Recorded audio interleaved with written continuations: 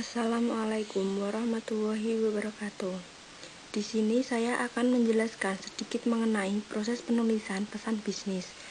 Disusun oleh nama Azafila NIM 2019-120-67, kelas akuntansi 3B. Perencanaan pesan-pesan bisnis merupakan suatu langkah strategis bagi pencapaian tujuan suatu organisasi secara menyeluruh dan merupakan salah satu faktor keberhasilan komunikasi. Komunikasi yang efektif merupakan kunci untuk berhasil. Komunikasi efektif adalah pertukaran informasi, ide, perasaan yang menghasilkan perubahan sikap sehingga terjalin sebuah hubungan baik antara pemberi pesan dan penerima pesan. Pengukuran efektivitas dari suatu proses komunikasi dapat dilihat dari tercapainya tujuan si pengirim pesan. Proses penyesuaian pesan bisnis merupakan salah satu faktor yang sangat penting. Penyesuaian bisnis dibagi menjadi 3, perencanaan pesan, penyusunan pesan, dan revisi pesan. Proses komposisi penyusunan pesan bisnis. A. Perencanaan pesan bisnis. Yang pertama adalah penentuan tujuan. Mengapa tujuan harus jelas? Karena yang pertama, keputusan tersebut untuk meneruskan pesan. Yang kedua, keputusan tersebut untuk menanggapi audiens. Keputusan ketiga, yaitu keputusan untuk memutuskan isi pesan. Dan yang terakhir adalah keputusan tersebut untuk menetapkan media yang akan digunakan. Tujuan komunikasi bisnis dapat dilihat pada gambar grafik, yaitu kolaborasi berada di tingkatan yang tertinggi, persuasi berada di tingkatan menengah, dan informasi berada di tingkatan yang rendah.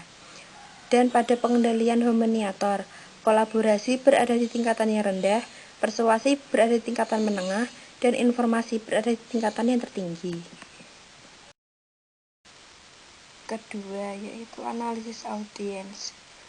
Pertama, kembangkan profil audiens. Kedua, memuaskan kebutuhan informasi audiens. Dan yang ketiga adalah memuaskan kebutuhan motivasional audiens. Dalam kembangkan profil audiens, ada beberapa hal yang perlu diperhatikan. Yang pertama yaitu menemukan ukuran dan komposisi audiens. Kedua, siapa audiens tersebut. Ketiga, bagaimana reaksi audiens. Keempat, tingkat pemahaman audiens. Yang kelima adalah hubungan komunikator dengan audiens.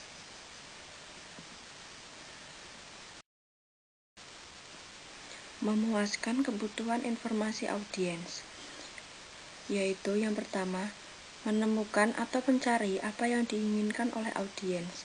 Kedua, mengantisipasi pertanyaan yang tidak diungkapkan. Ketiga, memberikan semua informasi yang diperlukan. Keempat, pastikan bahwa informasi tersebut akurat. Dan yang kelima, tekankan ide-ide yang menarik bagi audiens. Memuaskan kebutuhan motivasional audiens dibagi menjadi 2, yaitu pendekatan rasional dan pendekatan emosional. Pendekatan rasional adalah suatu pendekatan yang dilakukan guru terhadap murid dengan cara membimbing perkembangan berpikir murid ke arah yang lebih baik sesuai dengan tingkat usianya. Sedangkan pendekatan emosional yaitu emosi. Emosi adalah gejala kejiwaan yang ada dalam diri seseorang. Emosi berhubungan dengan masalah perasaan. Seseorang yang memiliki perasaan pasti dapat merasakan sesuatu, baik perasaan jasmaniah maupun perasaan rohaniah. Ketiga, penentuan ide pokok. Topik dan ide pokok adalah hal yang berbeda. Topik adalah subjek pesan yang luas, atau bisa disebut sebagai subjek pembicaraan secara umum dari sebuah teks. Jadi, hal apa yang kita bicarakan secara umum. Topik itu bukan berupa kalimat, tetapi berupa kata atau frasa. Sedangkan ide pokok merupakan pernyataan tentang suatu topik. Ide pokok bisa berbentuk berupa kalimat lengkap yang di dalamnya berisi bagian dari topik pembicaraan. Ide pokok berisi pandangan atau pendapat penulis terhadap topik yang sedang dibicarakan. Ide pokok yang dituliskan dalam bentuk kalimat bisa juga disebut dengan topik sentence. Keempat, seleksi saluran dan media. Saluran ada dua, yaitu saluran tulisan dan saluran lisan. Saluran lisan yang terbaik apabila yang pertama, Anda mengingatkan umpan baik langsung dari penerima. Yang kedua, pesan relatif sederhana dan mudah diterima. Yang ketiga, Anda tidak memerlukan catatan permanen.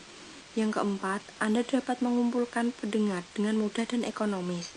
Yang kelima, Anda ingin mendorong interaksi untuk memecahkan masalah atau mencapai keputusan.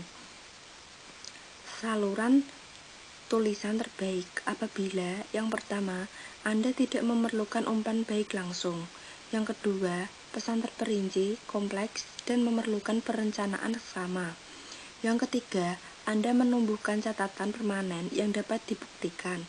Yang keempat, Anda mencoba menjangkau penerima dalam jumlah banyak dan tersebar secara geografis.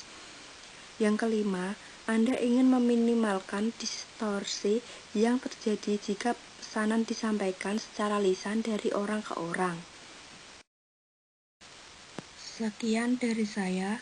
Apabila ada kesalahan, mohon dimaafkan. Wassalamualaikum warahmatullahi wabarakatuh.